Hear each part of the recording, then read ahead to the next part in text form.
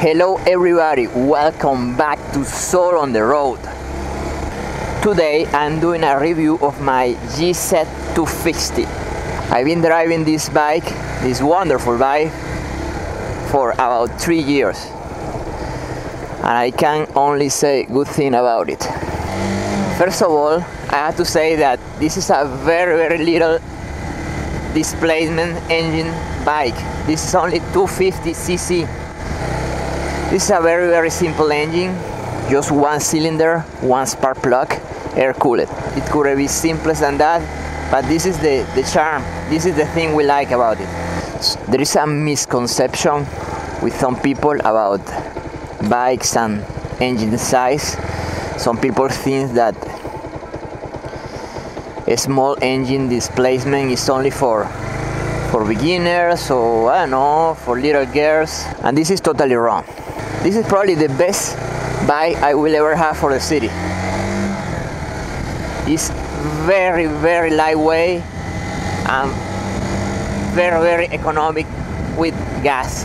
In the city, normally I tank about every 250 kilometers in the city. When I take the road, it's 300 or more. I think I have an autonomy of about 400 kilometers. But I never tried it because I really don't want to get stuck in the middle of the road. But according to my calculation, I must do about 400 kilometers where I have plenty of gas, when I fill of gas. This is a 14 liters tank. This is quite weird for such a small motorcycle. And this is the charm. This is why you can do so much kilometers with a single gas tank. Usually most of the bikes of this kind of cruiser are about 10 or 12 liters, but having 2 extra liters is really a bless. Just for the record, this bike gives me between 25 and 30 kilometers a liter. So having 14 liters is a lot. And the thing about having a lot of autonomy is not about this, that is cheap in gas. Having autonomy does mean that you can go further than you think. Because in Canada, when you are going out of the city, sometimes gas stations are very far one from the other. And if you have like a bike with 100 kilometers autonomy, you are not going that far unless you are carrying on with extra gas, but I don't like to do that. So this is the thing about autonomy. More than the price, more than the money you're gonna pay, is going further.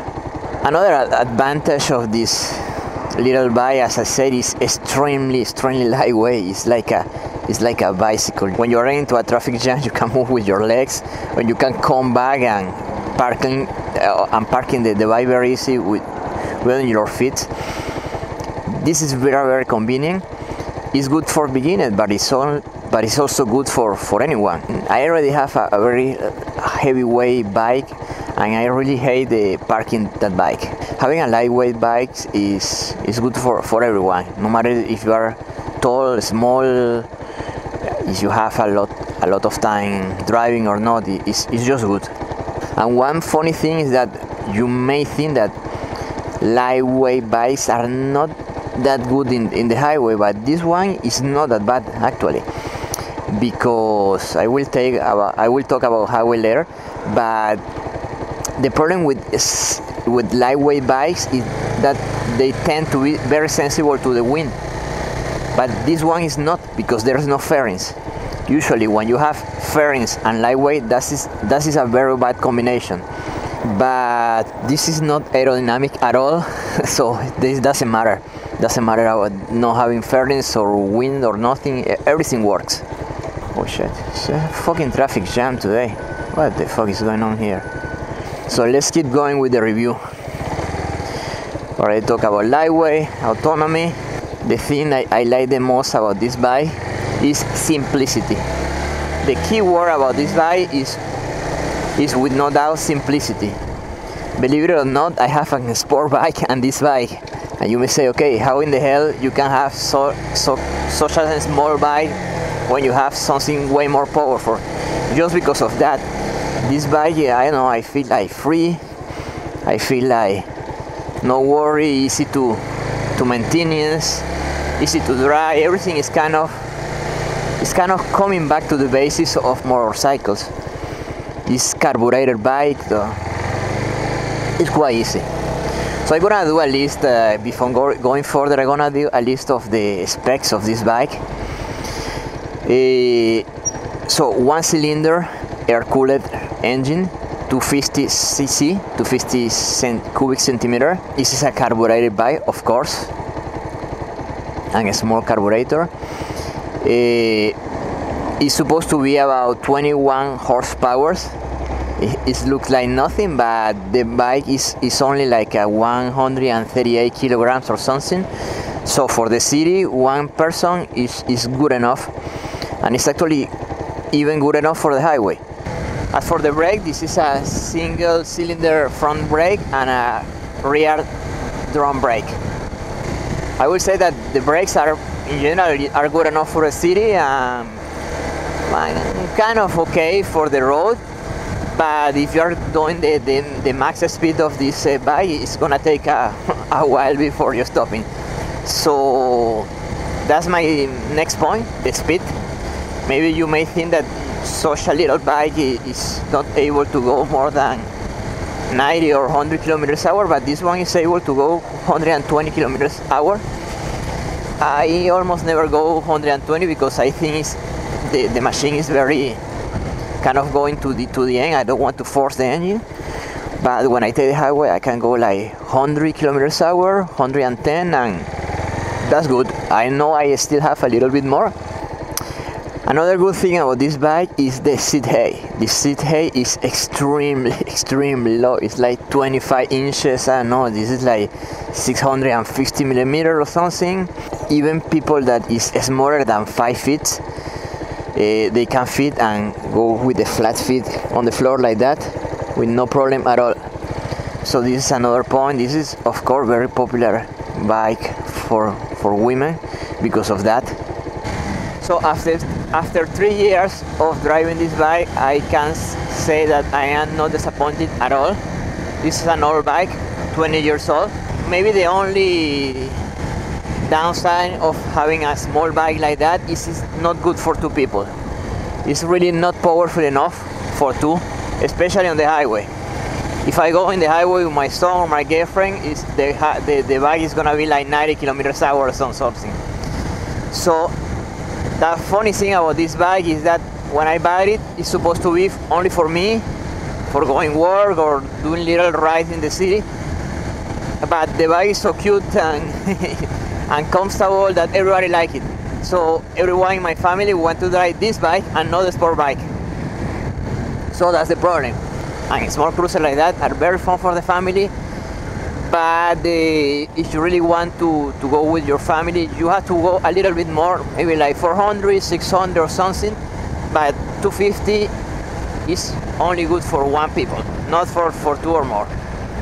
So that's the reason I'm selling this bike. The only reason is because I wanna buy something that is slightly bigger.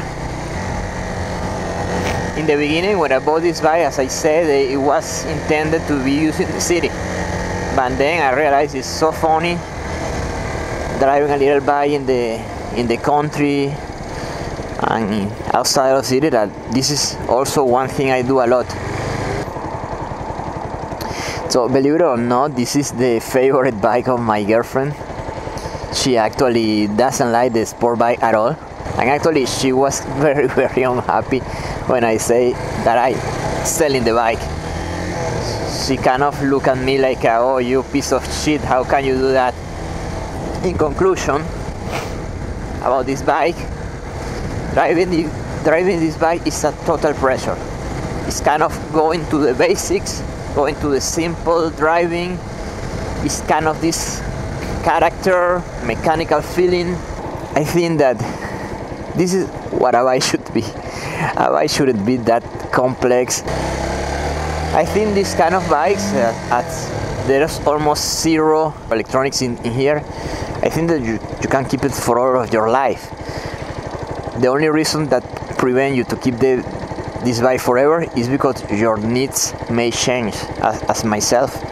I supposed to drive this bike alone, and now I'm almost never driving alone. So for sure it's no longer the bike I need, but it will be always one of my favorite bikes ever. I'm actually recording this because there is a girl that is falling in love with the bike, and she wants to pass by this by the end of the week to pick up the bike. It's gonna be her first bike, and I think she's gonna love it. I actually would love to have a first bike like this one. The bike is highly customized and actually it looks fucking cool. And when I drive in this bike, as you may see, people stare at me almost every day. People look at me and say, "Ah, what a nice bike, I would like to have something like that." But with the sport bike, nobody look at me ever. One thing about this, funny thing about this bike is shifting. Most of the little bikes have very short distance between gears, and you have to shift quite often, but this one is not at all. This is almost the same shifting of my sport bike or any other big displacement engine bikes.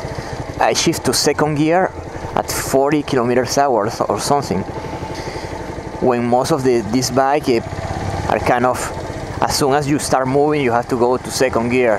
This is not the case with this one, and this is very nice. It's very comfortable. I remember that was the problem with my Ninja.